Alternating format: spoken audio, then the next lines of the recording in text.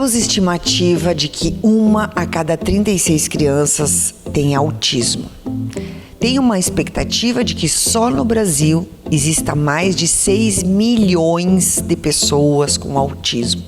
É um assunto bem importante para ser debatido, diagnosticado, e para quem se interessa pelo assunto, fica com a gente porque vai estar aqui conosco a educadora especial Cristiane Kubasky, que vai falar sobre esse assunto. Não sai daí! Interativa 23 anos. Aqui tem gente, aqui tem vida, aqui tem Unimed. Grupo Felite, levando felicidade para onde for. Distribuidora Santa Lúcia, a energia de quem sabe onde quer chegar. Muito obrigada, Cristiane, então, por vir aqui para falar desse assunto tão importante neste mês da conscientização, né, do autismo. E me diz, então, por que está aumentando cada vez mais este diagnóstico, né, em crianças? 1 a cada 36 é um número muito expressivo, né? Silvana, sim, a gente fala, né? 1 a cada 36 nascimentos vão receber esse diagnóstico. É um número muito alto, né? Se a gente pensar. Por que está aumentando esse número, né? A gente não sabe exatamente o que está acontecendo. Mas o que a gente sabe? Que hoje o diagnóstico é realizado muito mais do que antigamente. Né? Anteriormente as pessoas não tinham esse diagnóstico, não se falava tanto em autismo. Hoje as crianças, quando nascem, os pais já observam, né? Opa, não está falando ainda, ele não me olha, será que ele não tem autismo? Ele parece surdo. Então hoje os pais estão buscando mais. E os casos de autismo leve estão sendo diagnosticados, que antigamente não eram, né? Hoje a gente tem muitos adultos recebendo o diagnóstico. Que eram pessoas que se sentiam um pouco estranhas, que não interagiam muito, que tinham uma dificuldade de interagir, e hoje estão buscando o diagnóstico também. No ano passado, ali no Mundo Novo, a gente teve 3 pais que receberam o diagnóstico, vendo as características do filho. Agora, há pouco, mais um pai teve o diagnóstico. Então, isso, um tempo atrás, não existia, né? E assim, quais são os sintomas para essa identificação? A criança não fala, ou é um adulto também? Como é que é feita essa identificação? Toda pessoa com autismo tem déficit na comunicação social e no comportamento, né? Quando a gente fala em comunicação social, a gente pensa em comunicação e interação. Uma pessoa que não se comunica bem, uma criança que não se comunica bem, vai ter dificuldade de interagir. Não é? Então, e quando a gente pensa em comunicação, não é só fala também, né? A comunicação não verbal. A criança pequenininha, ela aponta, ela joga beijinho, ela dá tchau, usa esses gestos sociais, né? Se ela quer alguma coisa e não consegue, ela mostra apontando. A criança com autismo geralmente não faz isso. Então, em bebês, a gente já consegue perceber os riscos de autismo. Né? Pela comunicação. Com que idade já pode se fazer um diagnóstico? 6 meses, 7 meses, a gente já observa e vê que tem riscos. Mas o diagnóstico geralmente é feito um pouquinho depois, né? Porque essa criança precisa de intervenção. Tem risco de autismo, tem que intervir. Se essas características permanecem, aí sim se fecha um diagnóstico. E esse diagnóstico é fechado com quais profissionais? Como é que é feito esse diagnóstico? Geralmente, né, são os neuropediatras que fazem a avaliação, que fazem o diagnóstico, alguns pediatras, psiquiatras infantis, e eles pedem uma avaliação. Essa avaliação é feita por profissionais, né, que são capacitados para fazer essa avaliação. Uhum. E outro item que eu acho que é importante, como é que é feito o tratamento? Existe cura? Como é que é isso? É bem importante. Infelizmente, não tem cura para o autismo, né? Então, o tratamento é terapia, é intervenção. Então, quanto antes a gente começar as intervenções, melhor a chance de desenvolvimento dessa criança, né? E, geralmente, são terapias para toda a vida. Tá, né? mas essa terapia, ela dá uma evolução? Muita, porque aí a gente vai ver o que aquela criança precisa. Ele ainda não fala, ele não tem intenção em se comunicar. Como que a gente vai estimular isso em terapia? Né? Não tem contato visual, a gente tem que trabalhar isso. Eu sempre falo assim, a criança com autismo tem condições de aprender, só que dá trabalho. né? Não é fácil nem para os pais, é um desafio muito grande, até por isso o livro, né? Para os professores na escola. É um desafio porque é uma criança que tem uma demanda muito grande. Uma criança com desenvolvimento típico, ela aprende olhando, ela aprende imitando, vivendo ela aprende, né? Ninguém precisa ensinar a criança, né? Essas habilidades básicas. A criança com autismo não. Tudo tem que ser ensinado. Então o trabalho é bem maior, né? E esse livro aqui, né? Ele vai ser vendido nas livrarias? Como é que vai funcionar? Porque eu acho que ele é um livro tão importante. Eu agora, antes de a gente começar nosso bate-papo, eu conversei até com uma mãe.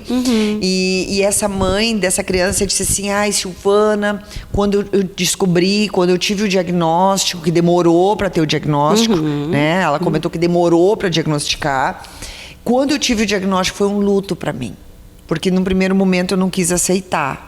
Nós temos uma idealização de um filho e depois nós temos um filho real com limitações, com deficiências e que vão ser para toda a vida.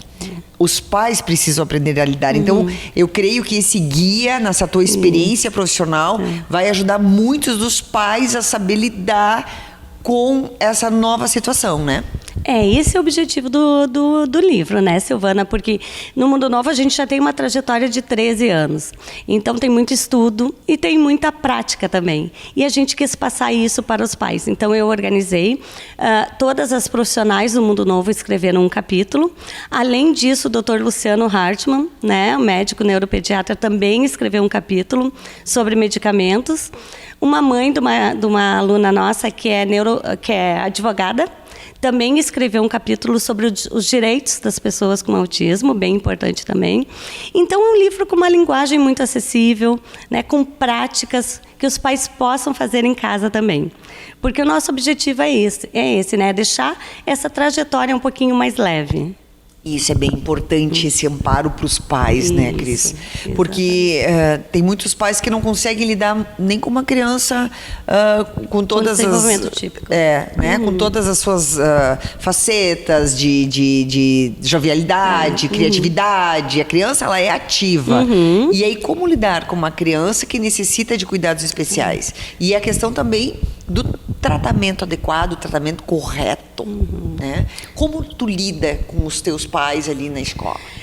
Eu sempre falo assim que talvez eu esteja participando em um dos momentos mais difíceis da vida do pai, né? Que é o que tu falou, que é o luto, né? É quando tu recebe aquele diagnóstico que tu não espera, mas que tu vê que tem algo que não está como esperado, né? Que os marcos do desenvolvimento da criança não estão acontecendo como esperado.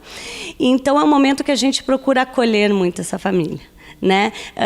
A gente tem que falar que o autismo não tem cura, que infelizmente é para a vida toda, mas que tem melhora, né? E os pais precisam passar por essa fase do luto, porque exatamente o que tu falou, né? Aquele filho idealizado não tem mais, né? Tem um novo filho com demandas muito grandes, com desafios muito grandes, mas que trazem muita alegria também.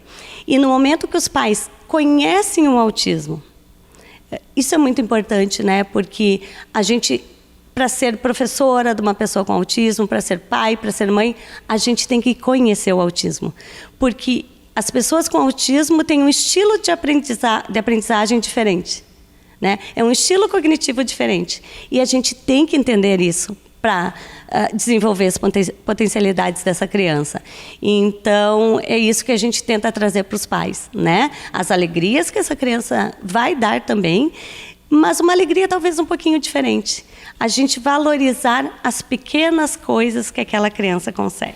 E do ponto de vista de tratamento, quais são os tratamentos adequados para uma criança ou para uma pessoa que teve o diagnóstico do autismo? A gente tem muitas terapias, né? Educação especial, tem fono, porque a maioria das crianças, algumas não vão desenvolver a fala. Aí a fono muitas vezes vai precisar trabalhar com comunicação alternativa, né? Para essas crianças que não desenvolvem a fala. Tem terapia ocupacional, que trabalha muitas questões sensoriais, que são muito importantes no autismo, né? Tem a ginástica artística especial, que é psicomotricidade, que muitas crianças com autismo têm déficits na coordenação motora, né? A psicóloga é muito importante, né, que trabalha com os pais. Lá no Mundo Novo, a psicóloga trabalha com os pais e não com a e criança. isso, trabalha com um grupo de pais, porque a gente tem essa preocupação que as crianças estejam bem, mas que os pais também. Até porque para a criança estar bem, o pai tem que estar bem também. Exatamente. Né? E a gente sabe que não é fácil. Né? Tem momentos que os pais vão estar melhores e outros não. Então, a gente procura dar essa atenção aos pais. E essa questão da melhora? A pessoa pode ter uma vida normal, fazer uma faculdade, casar, ou depende do grau de autismo? Depende do grau. Infelizmente, assim, aproximadamente metade das pessoas com autismo tem deficiência intelectual. Né? Que são os casos mais graves, né? Mas, sim, temos os casos mais leves, que é o autismo com nível de suporte 1, né? Que precisa menos suporte. Esses casos, sim, vão ter uma vida né? Com uma maior independência, vão conseguir fazer uma faculdade, vão conseguir trabalhar. Vão ser pessoas mais reservadas, mas que vão conseguir seguir uma vida. E isso vai seguir com diagnóstico, né? Mas vai ter uma vida assim. E os casos mais severos, a pessoa pode chegar a não conversar. Sim. Muitas pessoas com autismo não desenvolvem a fala e também não têm intenção em se comunicar. São pessoas mais isoladas, né? Vivem um mundo à parte. Isso, exatamente. Não tem a intenção mesmo de se comunicar, não vê o outro como parceiro de comunicação. Então, por isso também a importância da intervenção precoce já, né? Para a gente estimular essa comunicação. Mas é normal para essa pessoa ter um mundo solitário? Ele gosta de ter este mundo solitário?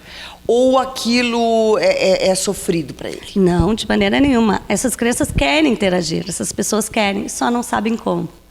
Então, a gente tem que ajudar, né? Porque para eles realmente é um obstáculo. É muito difícil. Então, a gente sempre tem que ajudar e respeitar também até que ponto, né? O que ele quer fazer, o que ele não quer. Isso é um cuidado que a gente tem que ter, né? Por exemplo, a escola. A escola é um ambiente cheio de estímulo, né? É muito barulho, as crianças sempre, né, correndo no recreio, enfim. E até agora eu estava em São Paulo e uma menina com autismo leve, né? Ela deu uma palestra que eu achei muito interessante, que ela falou que a pior fase da vida dela foi a escola. Claro que não é para todas as pessoas que são assim, mas me chamou a atenção o que ela falou, que ela disse que o recreio era muito difícil para ela, porque tinha muito barulho e ela não sabia interagir com as colegas. E isso foi muito difícil, né? Então, eu acho que isso serve de alerta para a gente ajudar essas pessoas. Porque eu né? tenho visto algumas crianças já na fase da adolescência que realmente não querem conviver. Eu não quero fazer festa de aniversário, eu não quero ir no clube, eu não quero ver outras pessoas, enfim. É uma reclusão que daqui a pouco não é sofrimento. Para elas tá bom elas ficarem quietas lendo um livro, exatamente. Se for o caso. Então, até que ponto realmente, às vezes quem sofre são os pais, é a família que gostaria que o filho tivesse uma socialização maior. Daqui a pouco o filho não está tendo esse sofrimento. É que a gente tem que Ou se acostumou. É que a gente tem que pensar que são cérebros muito diferentes. A gente não tem como comparar uma pessoa com autismo, uma criança com autismo, com uma criança que não tem autismo, né? Porque ela recebe as informações de uma maneira muito diferente. Eu sempre falo assim, eu estou aqui falando com a Silvana. Vamos imaginar, eu estou com calor, o sapato está apertando, tem uma luz aqui, eu estou nervosa porque eu estou falando contigo. Eu consigo organizar todas essas informações e conversar contigo, né? Uma pessoa com autismo, se eu tivesse autismo, talvez eu estaria tão focada no calor ou nessa luz que está aqui, no sapato apertado, que eu não ia conseguir falar contigo. Pensando só no sapato. Pensando só no sapato. Né? Que aquilo ali está incomodando muito. É muita informação para esse cérebro. Né? A gente tem que organizar esse cérebro para ele conseguir fazer o que ele precisa fazer. Muito importante. E o adulto? E o adulto que é diagnosticado, o que ele vai fazer? Porque ele não vai mais fazer fono, não vai mais fazer terapia. Quando um adulto é diagnosticado, qual é o tratamento para um adulto? Olha, de todos os casos que a gente teve no Mundo Novo, que a psicóloga, né, ajudou a fechar o diagnóstico, todos falam, a primeira sensação é alívio, porque eles entendem aquelas dificuldades que eles tinham, né? Que antes eles pareciam estranhos, eram o esquisito da turma. Hoje eles entendem por que eles tinham esses comportamentos, né? Então, a primeira sensação é um alívio muito grande. E, geralmente, alguns seguem com a vida normal, né? A maioria. E o atendimento psicológico é muito importante, né? Então, assim, eu quero te parabenizar por mais, né, um grande desafio que foi a publicação desse livro e o quanto tu ajuda as crianças aqui em Santa Maria, né, na Mundo Novo. E eu vejo, assim, o quanto precisa ser disseminado, que na realidade não é uma doença, é um diagnóstico, mas essa síndrome, não sei se eu posso falar síndrome. Esse transtorno. Esse transtorno, ele está sendo cada vez mais diagnosticado. Isso, exatamente. E as pessoas vão ter que a respeitar, aprender a conviver. E os pais também, principalmente, né? Procurar ajuda o quanto antes, né? Eu acho que isso é um item importante. Procurar ajuda o quanto antes para poder ter um tratamento e uma melhora de qualidade de vida. Acho tão importante tanto para a criança quanto para os pais. A criança porque já vai precisar, né, começar as intervenções para auxiliar naquilo que está em déficit, e os pais para terem esse entendimento do que é o autismo e como poder auxiliar essa criança. Então, até por isso que surgiu, né, a ideia de fazer esse livro, né, com uma linguagem muito acessível. E as pessoas que quiserem adquirir esse livro, Cristiane, onde é que elas vão conseguir? Esse livro acabou de ser lançado, né? Tá saindo agora do forno. Então, por enquanto, quem quiser adquirir pode entrar em contato conosco, né? Até pelo telefone ou mesmo pelo Instagram, pelo Facebook do Mundo Novo. E Cristiane, assim, só para a gente saber o laudo, quem é que vai laudar, quem é que realmente pode fazer o diagnóstico, que não seja aquelas conversas de comadre, acho que fulano tem, né? Quem é o profissional que pode fazer esse laudo mais adequado? O diagnóstico sempre é feito por uma equipe transdisciplinar, né? Então, os pais procuram um médico, geralmente, né? O médico encaminha para uma avaliação. Por exemplo, a avaliação que eu faço diz se a criança tem autismo ou não, se tem características de autismo ou não. Mas eu sou educadora especial, eu não posso fechar um diagnóstico. Quem vai fechar é um médico, né? É um neurologista infantil, neuropediatra, né? Psiquiatra infantil, pediatra. Sempre é um médico que vai fechar o diagnóstico. E a questão de medicamentos? Pro autismo existe alguma terapia com medicamentos? O medicamento melhora ou vicia? Qual é a tua avaliação sobre a questão medicamentosa? Sobre isso até tem um capítulo no livro, né, que o Dr. Luciano está falando sobre o medicamento. E ele mesmo cita ali que o tratamento para autismo é a intervenção. Né? Não existe algum remédio que a criança vai tomar para autismo, mas existe para as comorbidades, né? Que, como eu falei, algumas pessoas com autismo têm deficiência intelectual, têm ansiedade, têm epilepsia, têm déficit de atenção, né? Hiperatividade. Então, para isso, sim, existe medicamento. Que aí um médico vai fazer uma avaliação e vai medicar se necessário. E algumas crianças, sim, melhoram muito com a medicação, porque aí a criança fica mais tranquila para a gente conseguir trabalhar. Alguns pais muitas vezes têm receio em dar um medicamento, mas eu sempre falo, o que é mais importante nesse momento? A criança não está conseguindo aprender. Ela é muito agitada, não está conseguindo se concentrar. Às vezes uma dose pequena de um medicamento já vai dar uma baixada, né, na agitação dessa criança. Então precisa sim. E no caso, como o autismo não tem cura, essa pessoa vai tomar medicamento toda a vida? Aí a importância do acompanhamento com o médico, né? O médico que vai ver a necessidade, se tem que aumentar, se tem que diminuir, às vezes tem que trocar. É muito importante esse acompanhamento médico.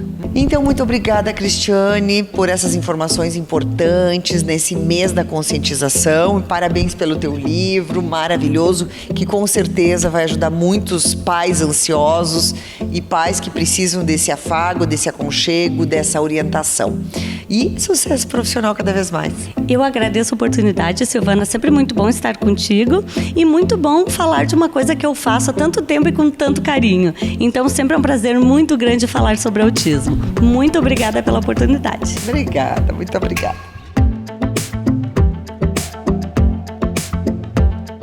Aqui tem gente, aqui tem vida, aqui tem Unimed. Grupo Felite, levando felicidade para onde for. Distribuidora Santa Lúcia, a energia de quem sabe onde quer chegar.